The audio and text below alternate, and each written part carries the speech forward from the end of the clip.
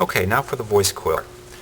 I mounted this on a simple magic marker that has a diameter of 11/16. Now this is tapered very so slightly. I used a label on the back side with the sticky side out, wrapped it around this, and then wrapped the wire around it.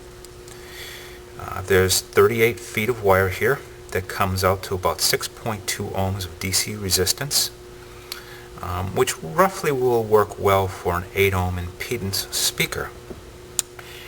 This is 32 gauge wire. It's wound on 3 layers spanning about 5/8 of an inch. It's easiest to put the wire on a bottle like this and then spool it onto this and then turn it like this as the bottle unwinds to spool it on. It gives you a lot of control, and you can hold everything in one hand to spool it on. With each layer I put on a little bit of tape. That allows me to keep flat, even rows so that the next layer on top does not cut down into the lower layer. The purpose of all this is to keep this really smooth. We don't want bunches of wires piling on as we go across. So we wind this with no overlapping all the way across, put a single pass of tape on, and then continue on top of that tape.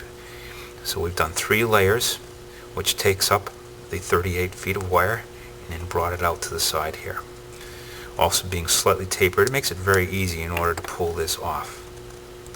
I would recommend that with each layer you put on a little bit of super glue to keep the coils intact, because over time it's possible that the glue and tape may degrade.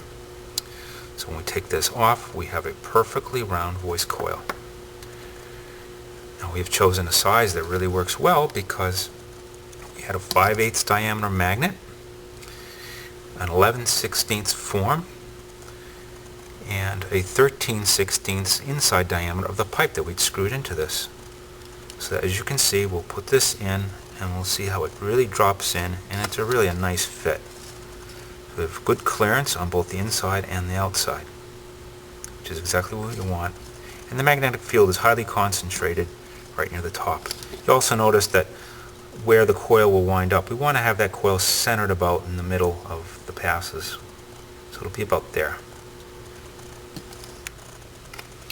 Okay, and here's the final result. The spider is about 1/4 of an inch above the top of the washers that are on top of the magnet. I need this to have room for the voice coil to move up and down. This voice coil is a little over 1/2 an inch in width. The idea is that we're going to center the magnetic flux about an eighth of an inch below the surface to about the center of the coil, because this coil is going to move up and down as such. And we're expecting we're going to have about 1/4 of an inch up and down as such. If done properly, this will fit very nicely into the cavity we have generated between the two as such. We're going to put shims in here to center the voice coil and also pull it up to the correct distance, so we have clearance in the bottom for it to go down.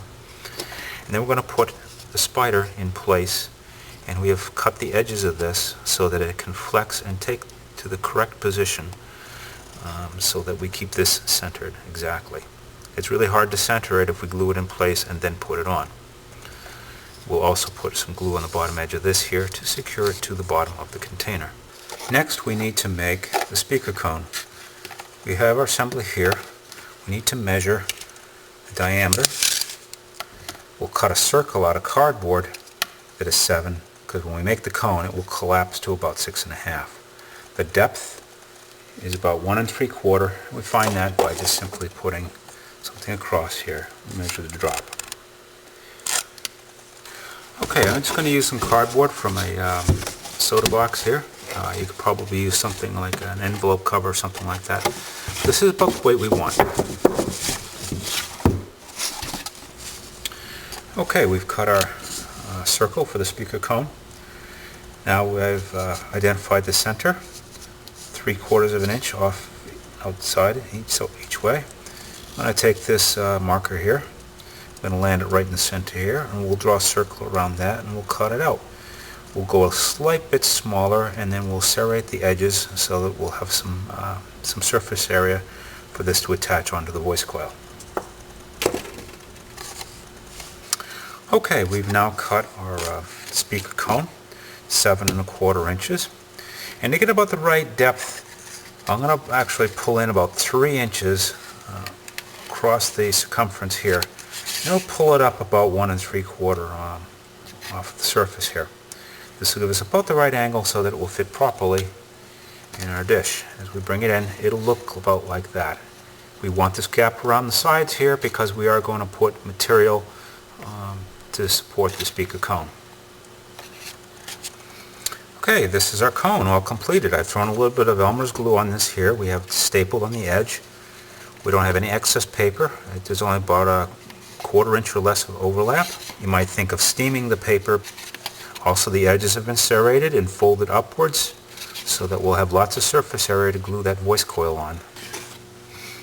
Okay, we made a speaker cone, glued, stapled.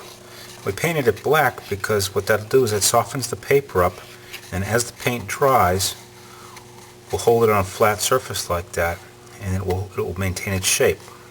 It's been painted and formed. This is the shape. If you notice that the hole is about the right size to fit about the diameter of this pen, which is very similar to the diameter of the voice coil that we're going to be putting on it. Okay, next is the voice coil support. We have a voice coil here that we've made that was on our magic marker, wrapped and taped up, and as we know, we've made the right size. It drops right in. But we can't have it rubbing on the sides, so we need to center it. The way we're going to center it is we're going to roll a piece of paper up, stuff it in the hole here so to hold its position, and then pull that paper out and put it into here and put the voice coil over it. This will keep the voice coil centered while we build the rest of the speaker. Okay, I've put this paper inside the voice coil, and because we don't want tape on the voice coil, because eventually tape does tend to fall off and clog up the speaker, I took some super glue and smeared it on the outside of the coil here in this section. If you want to harden the glue really quickly, just use ammonia. The vapors from ammonia are very effective at hardening the glue. In order for this cone to be supported, a surround is the soft material that goes around the outside of the speaker. And we're going to use cloth. And I used a lid off of a pan, that down, and then I had laid the code down and traced that. Now we're making the surround that's going to support the speaker cone, and I have tacked it down to this table here. It's going to make it a lot easier to take and spread this contact cement all over the surface of the cloth. It'll help give it some structure and prevent the cloth from fraying from the action of the moving cone. We've now put contact cement on the cloth, particularly heavy on the inside edge. I've also put contact cement on the inside part of our speaker cone. Now I'm going to simply invert this and very carefully center it on the lines that I had inscribed on the cloth. Pull out the pins.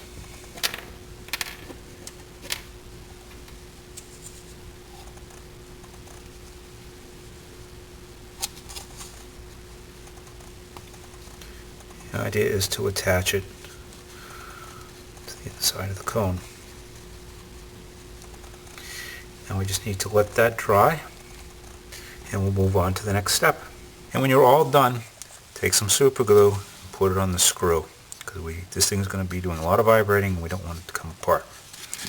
It was all secured on the back with some backup washers to spread the force.